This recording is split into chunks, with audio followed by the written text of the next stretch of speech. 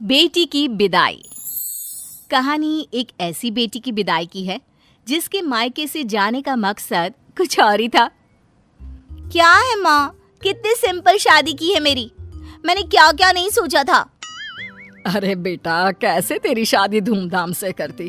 तुझे कहा तो था कि 1 साल रुक जा, थोड़ा पैसे का इंतजाम हो जाता तो अच्छे से कर देती शादी। अभी अभी तो तेरे पिता का देहांत हुआ है। दुनिया तो बातें बना रही है कि पिता की मौत को 6 महीने नहीं हुए और बेटी को लव मैरिज करने की पड़ी है। बोलने तो जो बोलते हैं बोले, मैं किसी से नहीं डरती। अरे पर बेटा, बात तो सही है ना, कुछ दिन तो रुक जाती। वाह, क्यों रुक जाती? और मयंक को कोई और लड़की पसंद आ जाती तो क्या करते माँ, बोल। अरे पर बेटा, ऐसे डर कर क्यों रहना। अगर वो तेरे लिए 1 साल नहीं रुक सकता था तो शादी करके तो तूने बहुत बड़ी गलती की है। उफ़ो, अब बस माँ, लेक्चर कम दो ना। पापा की तबीयत काफी वक्त से खराब थी, सभी जानते थे कि उन्हें जाना है। फिर मयंक और मेरी शादी की उम्र भी तो हो रही थी। माँ क्या बोलती, बेटी से बहस करके अपना मूड खराब नहीं करना चाहती थी। मेघा के पिता का 6 महीने पहले ही देहांत हो गया था। पिता से बहुत ज्यादा प्यार करने वाले मेघा के भाई को कुछ होश ही नहीं रहता। बेटा आकाश, कब तक ऐसे पापा को याद करता रहेगा। जिंदगी में आगे बढ़ना है बेटा। हाँ, जैसे तुम और मेघा बढ़ गए। आप लोगों को तो जरा भी शर्म नहीं आई। पापा को गए अभी 1 साल भी नहीं हुआ, आप लोगों ने घर पर मंडप सजा दिया। माँ को पता था कि आकाश इस बात को 10 बार बोलता है। वो उसे समझाती भी तो क्या। बेटा, मेघा को लड़का पसंद था, फिर पापा भी तो मेघा की शादी को लेकर चिंता किया करते थे ना। और देख, मयंक है भी कितना अच्छा लड़का। दहेज में 1 पैसा नहीं लिया और शादी भी कितनी सिंपल थी। बेटा आकाश माँ के इस बर्ताव से दुखी हो जाता है। वो वहां से चला जाता है। वहीं मेघा ससुराल जाती है, जहां मयंक कहता है, देख मेघा, साफ बात है, मेरे घर में माँ तो है नहीं, पापा भी साथ नहीं रहते। मैं भी बिजनेस और काम के चक्कर में तुम्हें ज्यादा समय नहीं दे पाऊंगा, तो देख ले तू क्या करना है। मेघा जो घूमने फिरने की शौकीन थी, वो अब 4 दीवारी में बंद कर रह जाती है। वो सोचती है कि क्या करे, कैसे शादी के पहले जैसी जिंदगी एंजॉय करे। मयंक, मैं माँ के घर जा रही हूँ, तुम 2 दिन बाद मुझे लेने आ जाना। अरे मेरे पास इतने पैसे नहीं है कि मैं दिन में 4 बार तुझे लेने और छोड़ने आऊं, समझी? ये क्या हो गया है मयंक? शादी से पहले तो बड़ा प्यार था, अब ऐसी भाषा। मेघा माँ के घर जाती है। जिस मेघा को पिता के घर पर खूब अच्छा खाने पहनने मन चाहा घूमने मिलता था, वो मेघा पति के राज में बंद कर रह जाती है। मेघा के मायके में उससे मिलने उसकी मामा की बेटी आती है। हाय मेघा, ये क्या पहना है? कोई डिजाइनर साड़ी नहीं ली? हाँ, वो क्या है ना, घर पर ही हूँ तो ये सिंपल सी। ये वही मेघा है जो सोने के लिए भी महंगे महंगे पजामे पहना करती थी। क्या हो गया मेघा, पति के पास पैसे की कमी है क्या? अब क्या था, मेघा को खुद पर गुस्सा आने लगता है। तभी मामी बोल पड़ती है, मेघा, वैसे बड़े शहर की लड़की थी तू, क्या जरूरत आन पड़ी ऐसे छोटे से शहर में शादी कर ली? वहाँ ना अच्छा पहनावा है ना अच्छा खान पान। हाँ, वो क्या है ना, मयंक का बिजनेस वही है तो इसलिए। हाँ वो तो ठीक है, लेकिन कहीं घूम तो आया कर।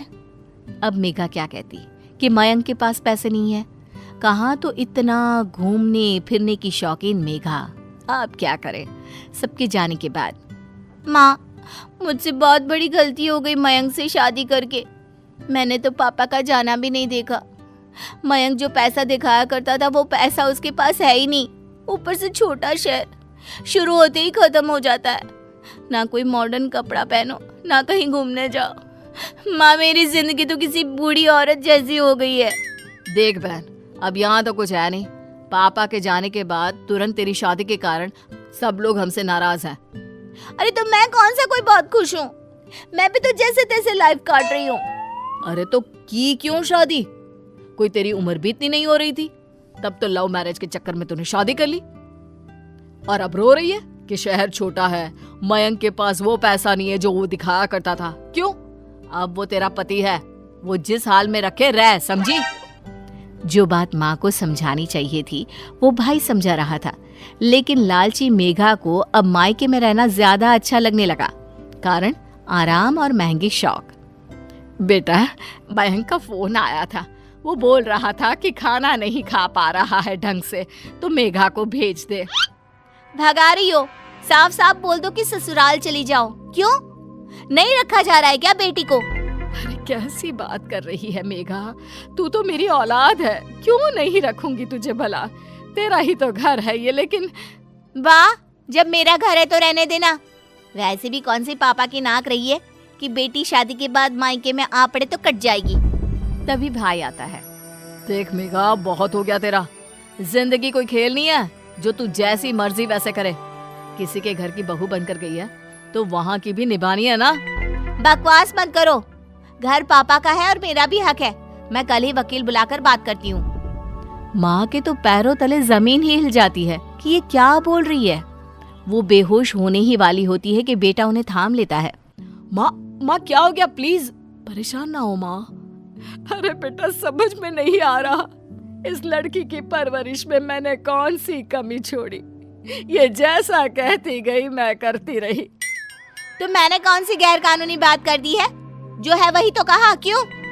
अरे बेटा, ये तेरे पापा की आखिरी निशानी है। इस घर को उन्होंने बहुत ही जतन से बनवाया था। मैं इस घर के टुकड़े नहीं होने देना चाहती हूँ। नहीं होगा माँ।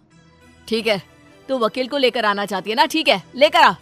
लेकिन एक बात ध्यान रखना, पापा पर लाखों का कर्जा था जो मैं चुका रहा हूँ, उसका आधा कर्जा तू चुकाएगी। तभी वहां मयंक आ जाता है।